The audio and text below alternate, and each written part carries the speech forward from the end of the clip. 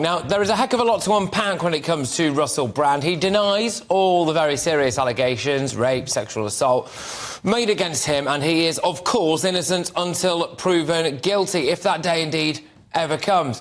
I've got a lot of questions about this. If it really was some kind of open secret that Russell Brand was an alleged sexual predator, then why did the BBC and Channel 4 allow him to stalk their corridors for so long? It was actually more his views on COVID that stopped the legacy media from putting this guy in front of a camera, not the whispers of sexual misconduct. I think that's quite possibly an interesting case study, isn't it, about the priorities of many people in the industry.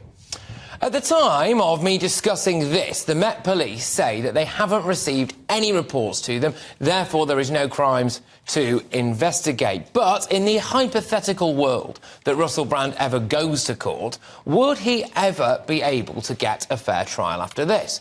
He's already had trial by media. It raises again the question of whether the accused should be granted anonymity, just the same as the alleged victims are.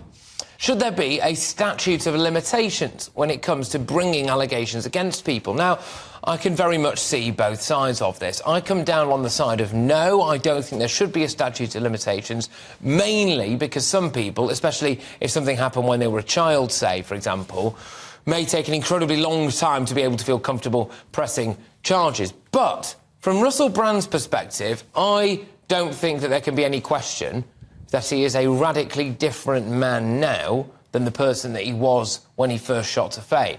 And for people who claim to be his victims, I think the idea that he's sitting in a multi-million-pound pad in Henley-on-Thames with a beautiful wife and a lovely family and money in the bank will probably grate on them. So I imagine that if I thought that somebody had raped me, I wouldn't really care whether or not they'd changed as a person. I would still want them to be held to account. But in terms of where this leaves Brand, well, at the time of me saying this, now he's lost his talent agency. I think he's just lost his book publisher, I heard in the bulletins there. Any mainstream outlets won't really have him on. I'm not too much sure that he actually wanted them anyway. He hasn't yet lost his marriage. He has lost at least a good chunk of his reputation. And I think it is that point that I think is vital now, his reputation. He is now in a very difficult situation. Does he not have to try to sue Dispatches and The Times to protect his reputation?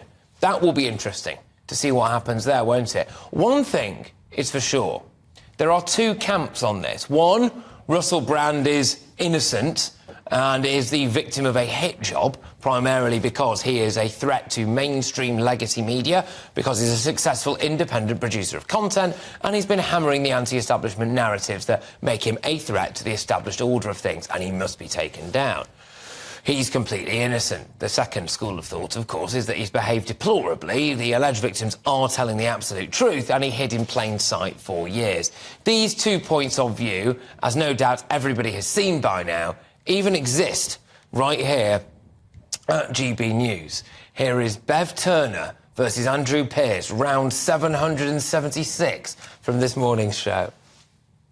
And all you've done is attack these women. Shame on you. Then he wouldn't have the hero status. Shame on you for attacking these women. You've created that hero. Shame on you for attacking these women. Because all these people, all these newspapers that gave one side of the pandemic, he was the lone it's now about voice. COVID again. Beverly Turner's other big hobby horse. She can't get through an hour without going on about COVID. This is not about COVID. This is about serious allegations about a public figure who has been accused by 4 women of two of rape, one of grooming a 16-year-old, and you're banging on about COVID. He talks about the You're thing obsessed. They didn't look at each other once. Well, you don't get that on the BBC.